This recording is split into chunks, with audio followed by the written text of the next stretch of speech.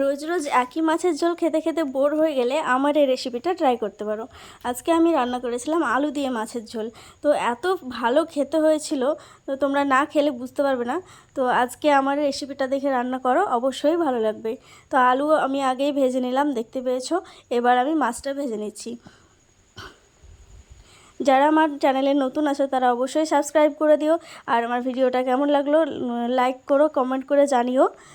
আমার মাছটা ভাজা হয়ে গেছে, এদিকে আমি আবার তেল দিয়ে দিলাম কিছুটা, তারপরে দুটো টমেটো দিয়ে দিলাম। টমেটোটা একটু নরম হয়ে গেলে তখন আমি মশলা পেস্টগুলো দিয়ে দেবো। তো এখানে আমি একটু আদা রসুনের পেস্ট দিয়ে দিলাম।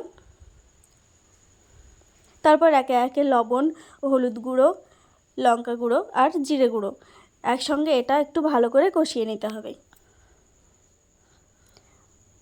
কষানো হয়ে গেছে, এবার আমি আলুটা দিয়ে দেবো। আলুটা দিয়ে আরেকটু নাড়িয়ে জল দিয়ে দেবো। এই রান্নাটা এত মজার খেতে, তো তোমরা একদিন অবশ্যই ট্রাই করো। আমি কথা দিচ্ছি যে তোমাদের এই রেসিপিটা অনেক ভালো লাগবে। এবার আমি মাছটাও দিয়ে দিলাম।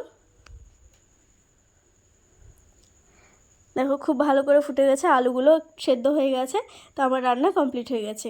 তো এই রান্নাটা তোমরা অবশ্যই ট্রাই করো, তোমাদের খুবই ভালো লাগবে। আর রান্না করার পর তোমাদের কেমন লাগলো আমাকে কমেন্টে কিন্তু অবশ্যই জানিও।